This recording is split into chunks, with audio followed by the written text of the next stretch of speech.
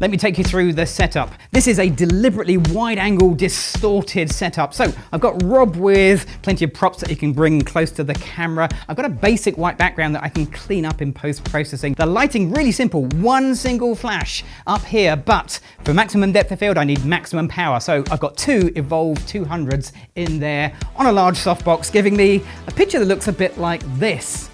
Except, of course, it didn't start here. So let's rewind and break it down. To help me out today, I've got the amazing Rob.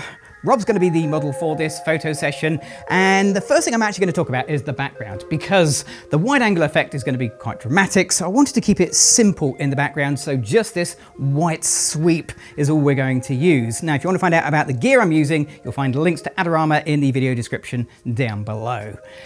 For the look I'm going for, I really need a maximum depth of field, so there's a couple of ways I'm actually going to get it. The first way is the easiest way, it's the lens, because the wider the lens, the more depth of field you get naturally. And the other way is probably the way you're thinking is easy, which is the aperture. And it's not actually that easy, because there's a couple of things to think about. The first one is diffraction. Now, if I choose a small aperture, so a big F number, I'm actually going to lose quality. In fact, the smaller the aperture, the less good the quality becomes. And as I open it up, the actual sharpness of these pictures becomes better and better. Now, I can't do anything about it, that's just physics, but I can at least be aware of it.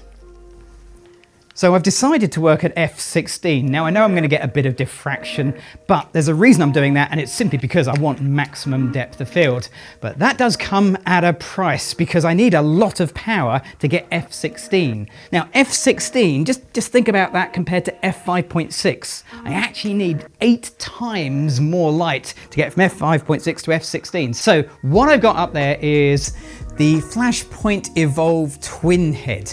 Now this allows me to put 2 Evolve 200 bare bulbs at one end, and then you need 2 Evolve 200 bodies at the other end. I'm using the Pro and the Pro Mark II body, but it doesn't really matter what combination you have. What you need to do is to make sure that they are both on the same channel, obviously, but also the same group. So when they fire together as one.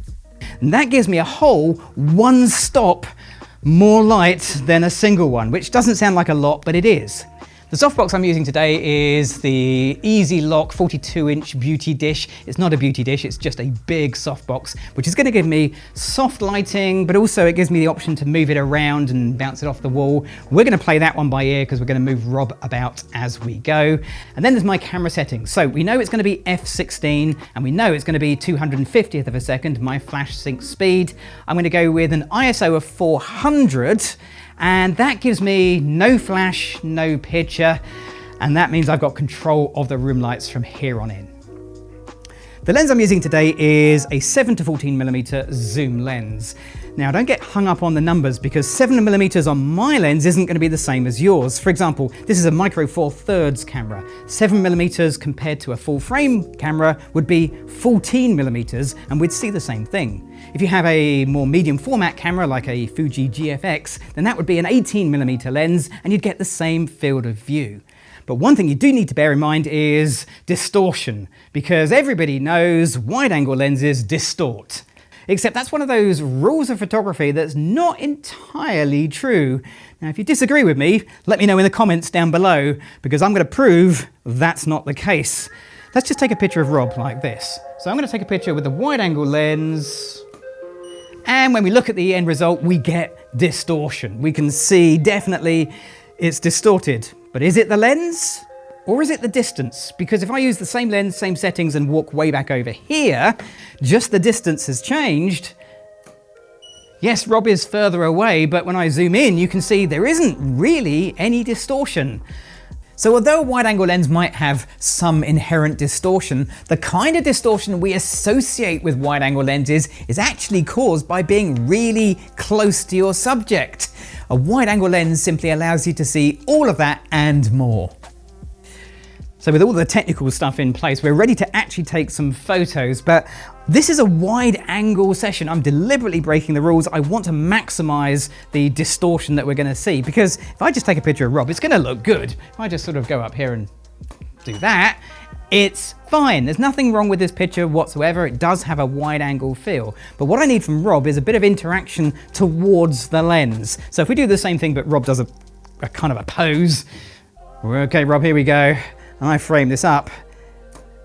Now we've got something a little bit different. We've got something in the foreground, something that makes this feel just a little bit more deliberately wide angle, which is the whole purpose of breaking this particular rule. So with that in mind, I think we should take a few photos. So Rob, if you're ready, let's take a few photos. Here we go. Come up here, okay.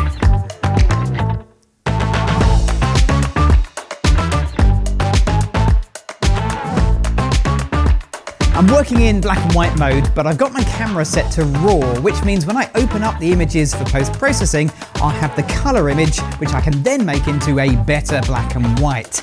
And because I've got an unlit white background, that's actually going to go slightly grey. So in post-processing, I'm thinking a bit of texture, a little bit of vignetting on there, just to really create the final picture that I'm after.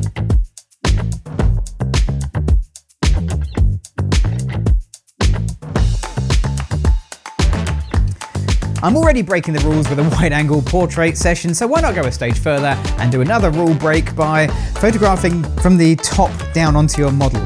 Now that means I need to be taller than Rob, so I'm using the Flashpoint Apple box from Adorama. You'll find a gear link in the video description, and that just gives me a bit of extra height, and the flippy foldy screen also helps me to see what's going on.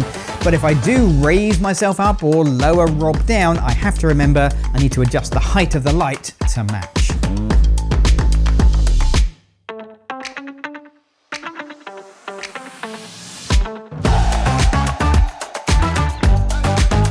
I've always said that props are really important to a photo session, but I've got to give credit to Rob. He bought all of the props for this photo session. They're his, the trumpet, the camera.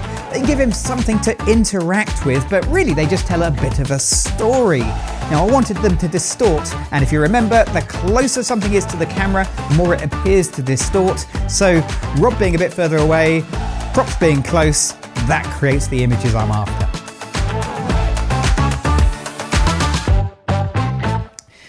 There's a reason most people don't use wide-angle lenses for portraits, especially in the studio. It's because it causes distortion when you go close. But if you know that's going to happen, then it's a great technique to try out every now and again. Now, if you've enjoyed this video, why not go down and give it a thumbs up and let me know which of Rob's props did you enjoy the most. I really like the trumpet. And of course, if you want to see more of this sort of stuff, then you should click on that subscribe button. I'm Gavin Hoey. Thanks for watching.